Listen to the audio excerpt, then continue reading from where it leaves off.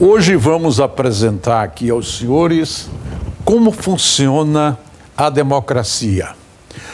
Essa democracia que é considerada uma democracia direta, porque todos os cidadãos devem manifestar as suas ideias e fazer as decisões.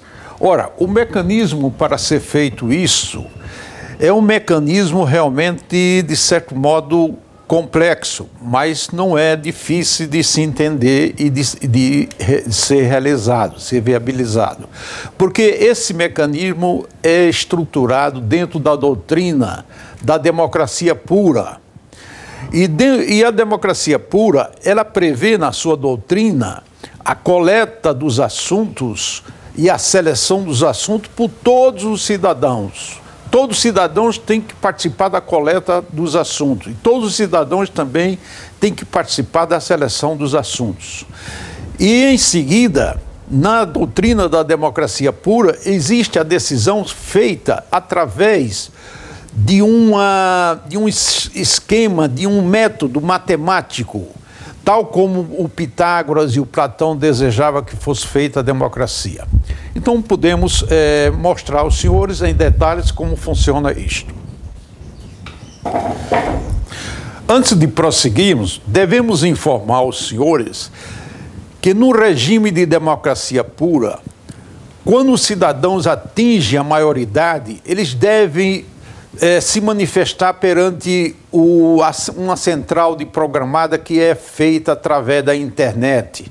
Ou seja, a nação tem, através da internet, um programa dirigido a todos os cidadãos. Então, os cidadãos, quando quiserem fazer manifestações ou fazer decisões, eles têm que ser feitas através dessa central programada. Então, quando os cidadãos atingem a maioridade, eles faz a sua conexão com essa central programada e obtém o número do seu registro civil. Ao mesmo tempo que ele obtém esse registro civil, eles também obtêm uma senha, uma contrassenha ou talvez, por segurança, um código de acesso. Então, com essa senha, essa contrassenha e esse código de acesso, esse cidadão fica apto, durante toda a sua vida, a se manifestar perante a sociedade sobre suas ideias e também sobre o que ele deseja que seja aprovado ou rejeitado na nação. Então, tudo passa a funcionar com essa senha dos cidadãos. Então, feito isso, paralelamente também, antes de ser iniciada a convocação geral para a decisão dos cidadãos sobre os assuntos, são criados dois comitês, o comitê de triagem e o comitê de impasse. O comitê de triagem é um comitê especializado em organizar a convocação, estabelecer as datas, organizar as tabelas para a decisão dos cidadãos. E o comitê de impasse é quando esse comitê de triagem tem algum problema que não está coincidindo com os desejos dos cidadãos. Então o comitê de impasse resolve todos os conflitos que forem surgindo no decorrer do andamento das decisões populares. Então, tendo esses dois comitês, nós podemos prosseguir então a convocação. É feita a convocação pelo comitê de triagem para que os cidadãos manifestem o seu desejo de participar das decisões e também apresentar assuntos que devem ser considerados pela nação. Então, é feita essa convocação, o comitê de triagem estabelece os prazos e os cidadãos fazem o quê? Os cidadãos que desejarem participar dessa convocação, participar dos assuntos, eles se autohabilitam. Eles se autohabilitam eletronicamente. Então, todos eles se autohabilitam.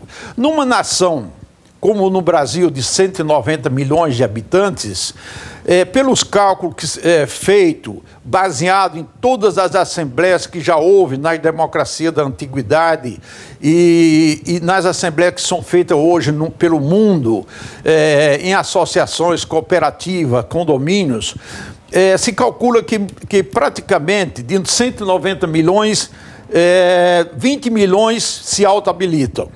Não é 190 que vão se auto-habilitar. Pelos cálculos, seria, na verdade, cerca de 20 milhões. Essa é uma hipótese. Pode ser tanto para mais, como pode ser tanto para menos. Muito bem. Então, 20 milhões se auto-habilitam. Acontece que o comitê de triagem, pelos cálculos feitos, de acordo com o funcionamento da economia do país, das decisões do país, das obras, das atividades do país, há necessidade que seja feito, discutido praticamente 20 assuntos durante esse período. Não mais do que 20 assuntos, porque mais de 20 assuntos já poderia perturbar as atividades do país. Então, deveria ser feito 20 assuntos. Ora, houve uma auto-habilitação de 20 milhões.